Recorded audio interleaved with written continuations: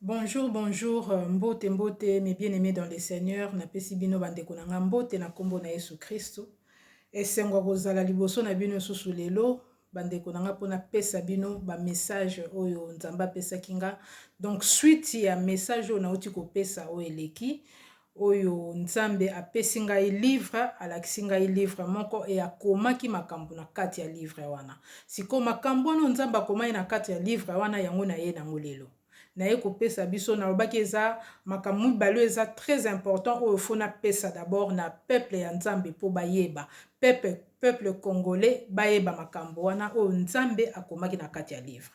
Donc kokoma na kati ya livre ngi olakisa nini ezali mibeko oyo nzambe akomi na kati ya livre wana makambo alakisi nga na makambo ayebisi nga oyo tokomona tokosala tokotosa na Congo makambo ekosalama na Congo ekokomama na kati ya buku ya Congo physiquement biso mutokokoma ngo ndenga lobaki me makambo tokokoma na mukanda wana ekouta pa ya nzambe ye moko eza mibeko ekouta pa nzambe eza makambo nzambe azolakisa makambo nzambe alingi tokoma na kati ya livre wana yango tokokoma makambo ya makanisi na biso te ya ide na ngai na ye kokoma na ye koloba non kokoma na mukanda wana pense ya nzambe eza ndenge wana nde mboka ekotambola nde Congo na biso réussir soki tokomi makambo wana oyo nzambe alobi pe to respecte yango totosi yango donc eza ba secret oyo ekotambusa Congo oyo nazo révéler sikoyo eza secret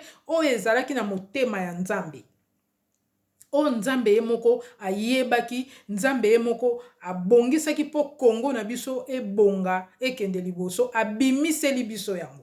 Donc c'est la pensée de Dieu. Ah nazo kopesa l'ainsi dit l'Éternel. Oh nazo loba siko eza l'ainsi dit l'Éternel makanisi ya nzambe. Donc nazo pesa message makambo nzambe lobi tokoma idée ya nzambe volonté ya nzambe il faut ekomama na mukanda ya Congo yango wana nde Congo eko réussir. Donc nakanisa naza vraiment clair eza deux messages nano na ye kopesa lelo na tongo awa nzambe apesi nga message mosusu pona mboka pona Congo wana na kopesa ngo après ba message o mibale. Donc tika nzambe na biso azwa lokumu makambo eza important esengeli na biso nyonso ba congolais toyeba makambo oyo yango nde eza secret eza ba fungola oyo kotambusa Congo na biso po Congo ebonga po nzambe asepela na kopambola Congo tangu tokozonga na Congo na biso soki to respecte makambo nzambe azoloba na biso nde Congo ekotambola eza mibeko ya bonzambe po bonzambe mutu kotonga Congo bonzambe mutu kofaire réussir Congo eza ba secret ata ba mboko to vandi na ba occident baza na ba secret na bango oyo basalaka oyo batosaka pe ba secret bayiba biso ba bantu bayiba biso ba secret na biso po batambusa bamboka na bango bien soki ba occidentaux ba bonga ba réussissa na bamboka na bango eza po bayiba secret na biso na ebisi biso ngo susu na rappeler biso kaka lelo to na connaissance ya makambo esalama bakoko na biso basalaka ba erreur ebele batekaki bonzambe na biso batekaka ba secret na biso ya kotambusa Congo ba secret wana yango nzamba akomi ko révéler biso donc tokomi na niveau wana tokomi na point wana toza su na point te ke tokozonga to nzamba kosalela pona Congo te nzambe na biso asaleki wana asi aleki wana aza su wana te to avancer siko akomi kolakisa biso makambo nini faut tosala tango tokokoma makambo nini faut tosala te tango tokokoma po to réussir voilà tata azwa lokumu nazobanda na kopesa message wana liboso mais avant tokoba nango totika nanu moma oyo na maboko na nzambe abatela biso pe azwa lokumu tokumisa ye tozongisa lokumu epai ne po aza malamu mingi aza malamu nzambe na biso pe tozongisa lokumu ndenge abateli biso toza na bomoi bandeko na nga bozali en bonne santé oyo pe baza en bonne santé te nayebi ke nzambe na biso na prière oyo tozosala ya action de grâce pambola bandeko akosoigner bandeko bao baza maladi bakozwa guérison na kombo na Yesu Kristo. Tobondeli po totika moma oyo na maboko ya nzambe papa na biso tozongisi lokumu epai na yo père de gloire zwa lokumu papa pona bolingo na yo papa merci na kopesa biso papa ba révélation na kopesa biso papa richesse ya connaissance. Merci na kozongisela biso mboka na biso Congo. Merci na kopambola Congo. Merci na kolinga Congo Nzambe. Merci papa po ngai penza na botama congolais. Na botama mwana Congo. Na botama princesse ya Congo. Zwa lokumu pona bolingo na yo pona kopona biso peuple wana pona kotia loboko na yo lelo papa pona ko délivrer Congo na biso pona kotala Congo na biso pona ko changer histoire ya Congo. Merci pona ba secret oyo révéler biso poto koka kotambusa Congo na biso poto koka kotosa poto yeba nini yo lingi nini tosala te vraiment papa kombo na yo zwa lokumu banda na biso message on ebandeli tina suka na kombo na Yesu Christ mona bana na yo papa o bazana ba problème o bazana ba malade o bazana ba blocage o bazana ba question ebele tika Saint-Esprit na yo molimo na yo papa e visiter bango e visiter bana na yo nyonso esika bazali ozala solution na ba problème na bango na kombo na Yesu Christ na tiki bana no nyonso ba kolanda message na maboko na yo oyo nyonso tu papa bakozala na discernement te tika molimo na yo epesa bango discernement makambo ozoloba Saint-Esprit tambusa message oyo moko a convaincre mitema ya bana na yo na kombo na Yesu Christ to bondeli amen.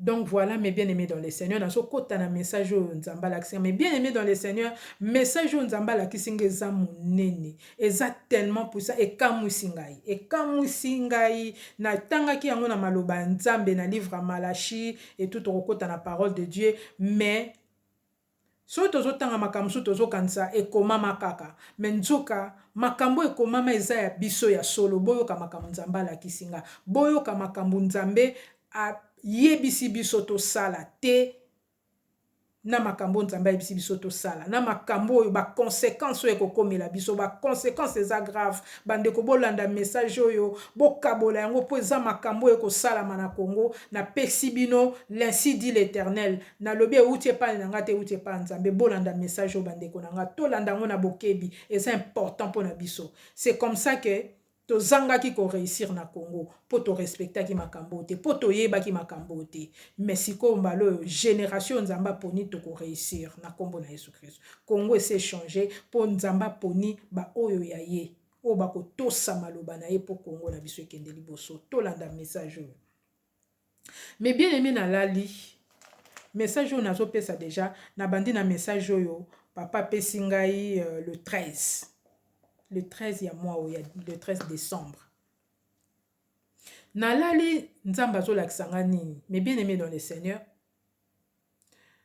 Nalali na moni na kei place moko boy na kei na komi na mboka moko boy. Sangai moko na yeba na komi na mboka moko mboka ngo na koma ki nzamba memaki ngeza ki Ghana mboka ya Ghana oyo eza na Afrique toyebi Ghana biso nyonso tu. Nga na bomoto na nga boy na koma Ghana te na yebi Ghana te na komi na Ghana na ko expliquer bino pourquoi nzambe amemaki nga na Ghana eloko ni nzamba lingi aloba par là na komi na Ghana nazaki na mutu moko boy pembeni nanga nazo tambola na mutu moko pembeni na mutu na ndoto na yebaki metant na lamuki boy na oyeba na nga mutu te mais avec l'aide du Saint-Esprit na ko comprendre mutu wana ezaki nani. Bato yo nzamba tiaka pene na biso ba ange na ye o batambolaka na biso.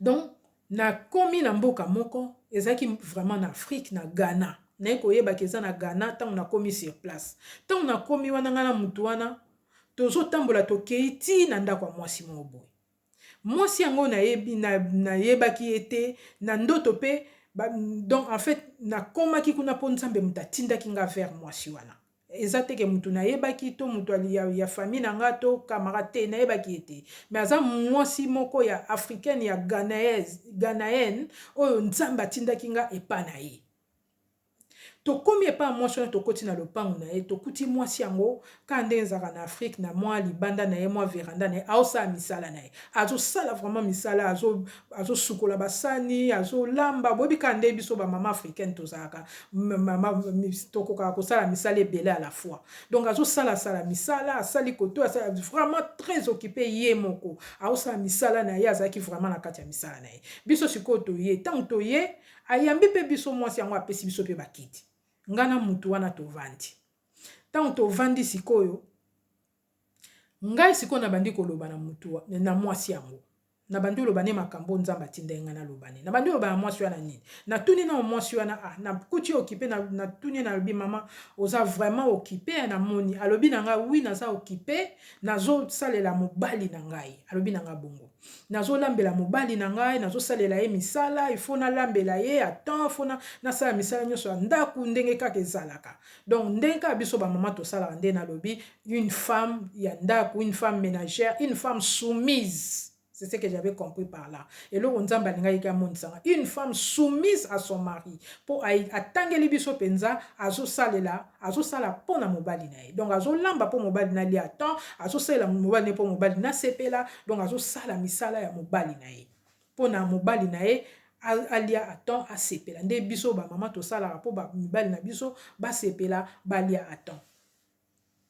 Donc c'était ça. Ah, tango alobi na biso bongo ben ezaki clair na comprendre wana ye pa vandi pembe na biso tango azo yebisa biso bongo après nga na fungoli munoko muto tozaki na azoloba te ngam na zo loba mba moko na fungoli munoko na bandi oyebisa mwasi yango na bandi oloba ne na bandi oyebisa me omoni oyebiti na biso toye awa pona makambo oyo zosala papa tindi ngai na yebisa yo boye ke eloko yo sala apekisaki yo yango apekisa biso nyonso yango apekisaki biso to sangana na batu oyo to balana na batu oyo soki to yambi bango na mboka na biso to sangana na bango te po nzambe atindaki bango bazala na se na biso nzambe a rendre bango comme ba esclave po na biso ba travailleur po na biso selon Esaïe 14. Nazoyebisa mwasi wana ndenge wana selon Esaïe 14 bandeko leo nazoyebisa mwasi wana ndenge wana mobali oyo mwasi wana azolobela nga mobali oyo nga na ye tozoloba libala na oyo tozoloba il s'agit ya mundele bandeko kokamwa nga makambo nzambe alakisi nga na ndoto nakoka ondima ngo te na banomona ngo neti blague mobali oyo nzambe azolobela nga mpona mwasi wana eza mundele. Nabandi suko koloba na mwasi wana nabandi ko expliquer na lobi ne na pesi ba verset biblique na pesi na lobi na pesi Esaïe 14 na lobi na ye makambo nyonso tu wana donc nabandi koloba na mwasi wana donc il s'agit ya mundele donc eloko esalamaki wana nzambe atindaki nga nakende ko avertir mwasi wana nakende ko rappeler mibeko nzambe apesa biso na Esaïe 14 mibeko nzambe ayebisi biso na livre Joël na Sophonie na Esaïe mobimba Esaïe 18 ndenge nzambe alobi na biso ke tokoyamba ba étranger na mboka na biso bandeko ba niveau o nzambe akomisi eza sur niveau te ekosalama mais c'est salami donc nzambe azolakisa nga siko makambo ekosalama tangu ba étranger na bakoya na mboka na biso tangu mindele bakoya ko immigrer na mboka na biso parce que c'est ce qui va se faire na lobi nazopesa ainsi dit l'Éternel tangu bakoya pa na biso tangu bakokima pa na biso nzambe lobi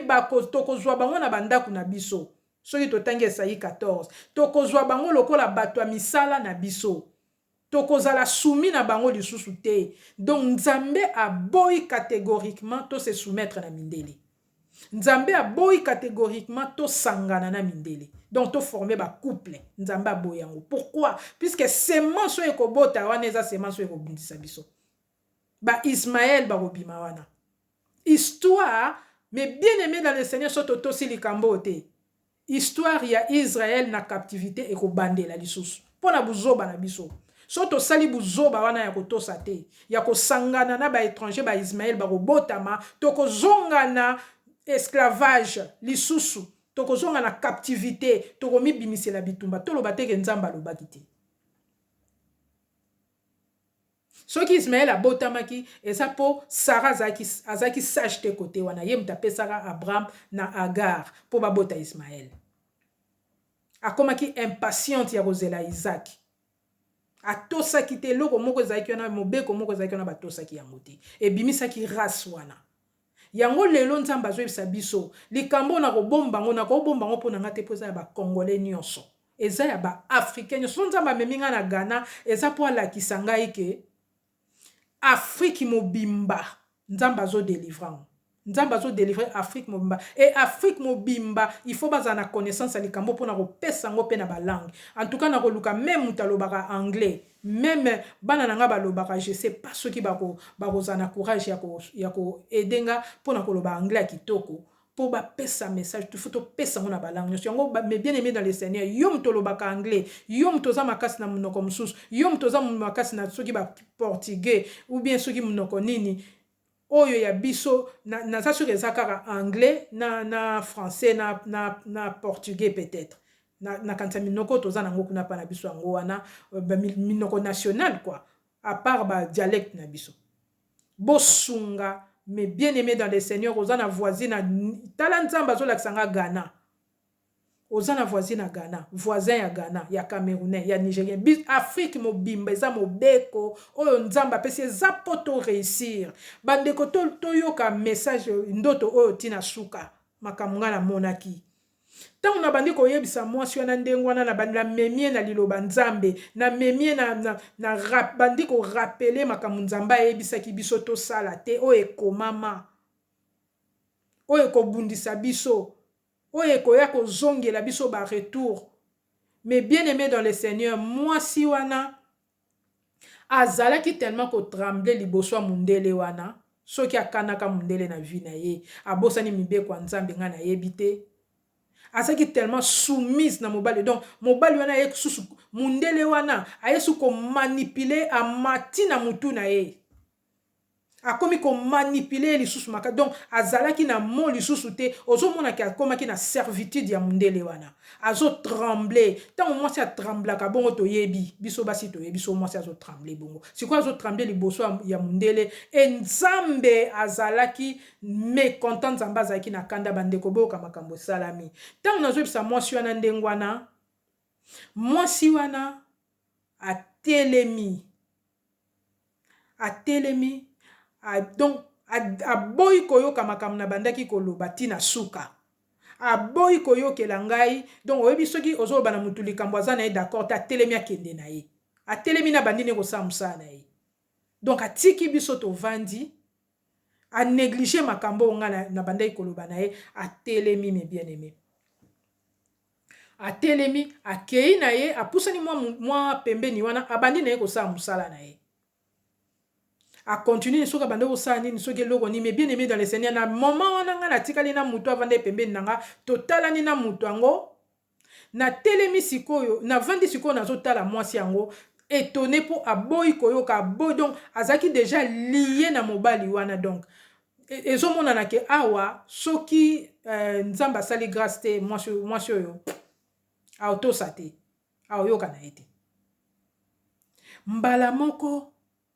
mais bien aimé dans le Seigneur namona kaka boye mwasi wana place azalaki kosala misala place atelemaki atelemi azosala misala biso tovandi na otale mais bien aimé dans le Seigneur namona eloko moko ebimi euti likolo neti kake na comprena eloko yango te éclair ndenge tomonaka na mbula me yango te eloko moko lokola nzete lokola singa euti likolo mais bien aimé dans le Seigneur ebeti ekiti ebeti euti neti na likolo en tout cas namoni te soki ekitaki exactement namoni apparaître voilà et apparaître ekiteli mwasi wana na mutu.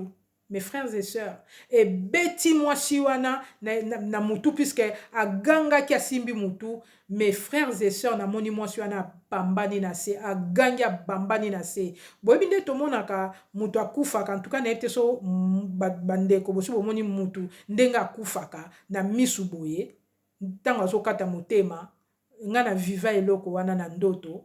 Mais ça message mosusu eza témoignage nanga mais kotala yango na misu nde tomonaka mutu akufi akwei mais akati nanu motema te et j'ai compris beaucoup de choses na l'air wana na comprendre message moko ya très important place wana ça veut dire que mutu soka akufi akufaka mbala moko nanu te il y a quelques minutes otoko récupérer mutu wana eza eloko moko parenthèse moko munene o nzamba alakisi ngai na connaissance na ngai tika tata zwa lokumu grâce ya boye tangu mwasi wana akwei namoni akwei na akufi namoni akwei na comprendre que oh moi si eloko esali sikoyo eloko moko ekoleli on dirait bomier nazotala ye malamu mais nazo comprendre que nana akufi te.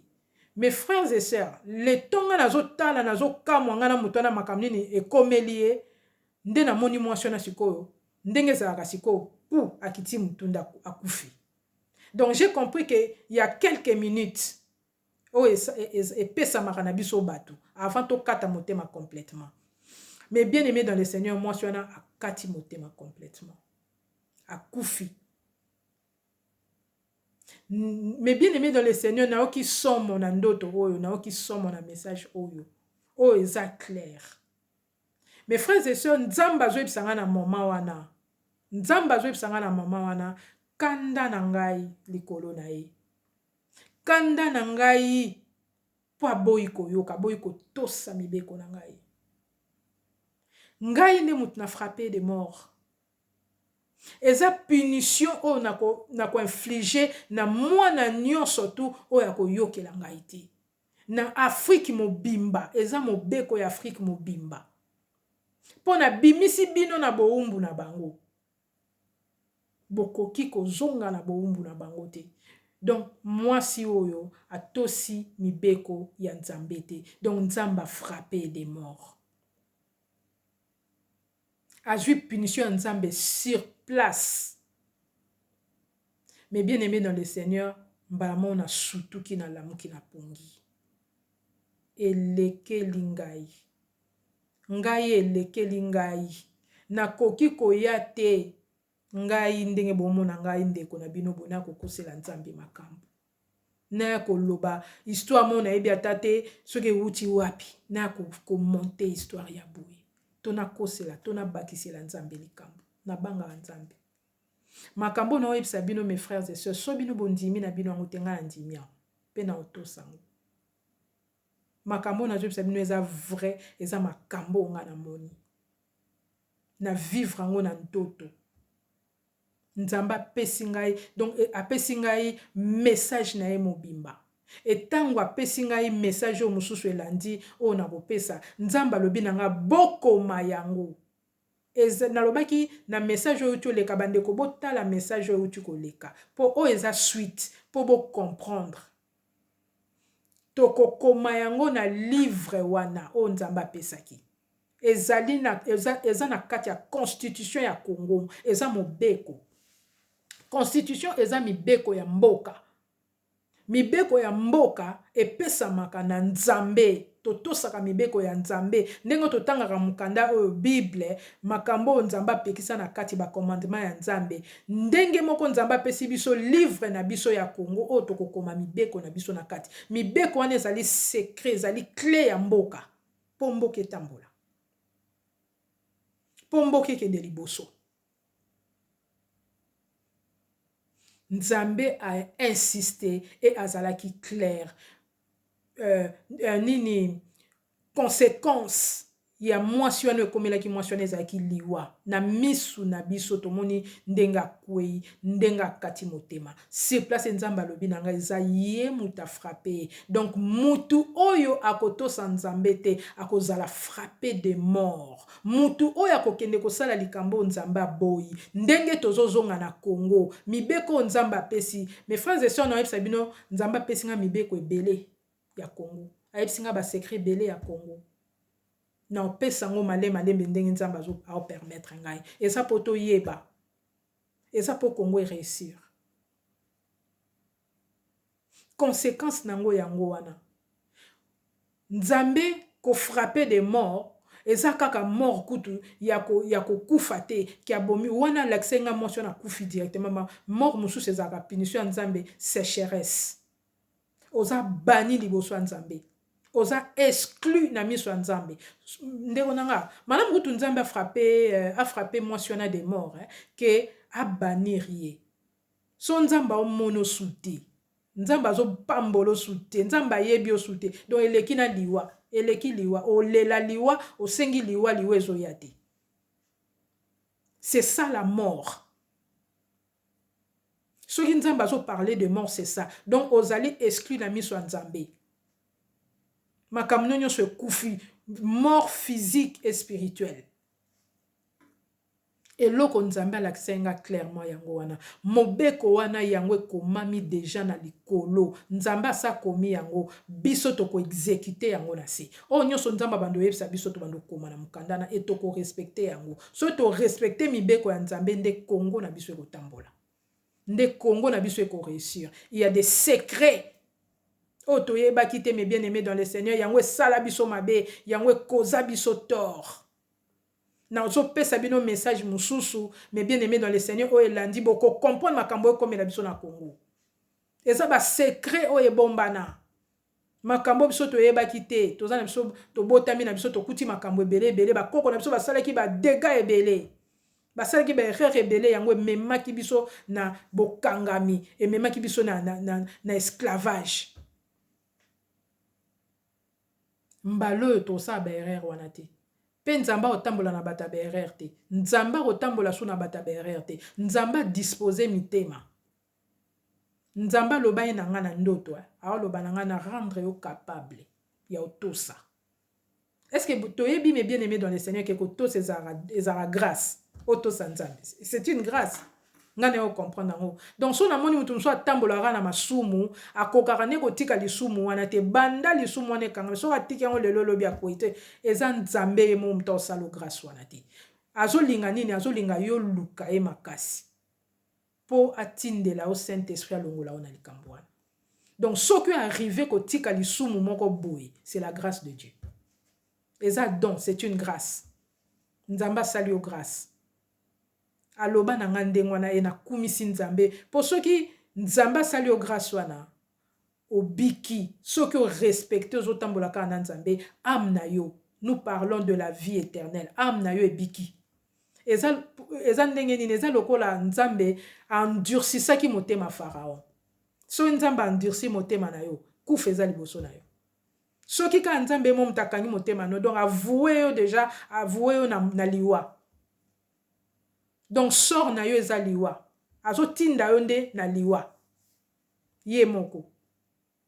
Donc ezali grâce. C'est pourquoi mais parole yo o na pesi biso na poto soso la tokoti na Isaïe 18 Isaïe 14. Toke kuna tomoni makambo nzambe alobi na peuple na ye. Biso bana Congo o toyebi avenir na biso toyebi promesse na biso toza bana bilaka Congo eza mboka bilaka toyebi yango lelo nzambe na biso azo révéler ngo na bana na ye toyebi yango lelo sikoyo nzambe apesi biso mobeko oyo nga parole nzambe apesi nga ezali na Deutéronome 30 na verset 19 à 20 eza simple. Message on a memi boeza pona libiki ya Congo pona libiki na biso to mona gloire ya nzambe to vivre ba promesse nzambe acheli biso liboso. Mais so ito si yango te biso mto perdre. Ndenge moi na perdre. Nzambe za clair, message eza clair. Na Deutéronome 30 19 à 20 ezo yebisa biso boy. Nzambe azoloba na biso boy. Na tangi loba nzambe na kombo na Yesu Christ. J'ai mis devant toi la vie et la mort, la bénédiction et la malédiction. Choisis la vie. Choisis la vie. Motema malamu tata. Alors, choisis la vie afin que tu vives. Soko poni bénédiction vivre. Soko poni bon moyo vivre. Alors, choisis la vie. Pour au moins, si on a pona kezaki kufa. Nzamba zaki clair. A poni kufa. Pe betie mbala moka kufi. Sur place, à Koufi. Donc, ceux qui ont poni vie, ou vivre longtemps, ceux qui ont poni makamama lam, ou poni ko to sanzambe, ou poni ko to samibe ko o e komami déjà na mukanda ya nzambe. Inévitable, nzamba la kisinga livre a commis déjà makamuna kati. Et puis ça munene livre, donc histoire à Congo est énorme. Et tandis ya Congo est munene. Makamnyo so tozo mona nzamba lobi a ça changé yango. Histoire s'est changé. Asi a komi, to komi na niveau wana. Donc voilà parole o nzamba pesingai pona révélation c'est la parole que Dieu m'a donnée. eloko musunga na koyi kobakisa eza na Jérémie 21 na verset 8 tokiti, et puis na Jérémie 14 na verset 16. Pona nini napesi kaka yango moke pona kota pena na kati te, mais totanga yango na ndako. Nzambe azoyebisa biso boye. Pona nini mwasi wana perdre âme na ye? Pourquoi elle a perdu son âme? Puisque muto eyaki pa na ye, aza muto nzambe azotala, pas comme une malédiction, non non. Nzambe azomona ba étranger mindelo kwa malédiction te, mais eza maloba na ye, alobaki bakozala na se na biso. Bako servir biso.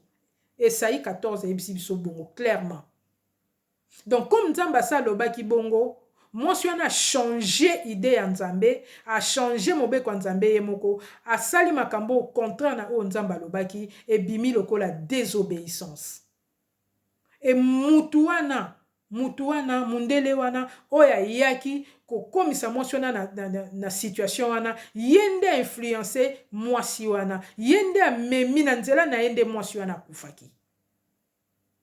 Yango Jérémie 14 ezoyebisa biso, nzambe azoyebisa biso na bino bato oyo boyokaka te, bato oyo bolandaka, peuple azoyoka te, peuple oyo azolanda ba serviteur to bato oyo nga nayebi te, oyo ngai baza en abomination na misu na ngai.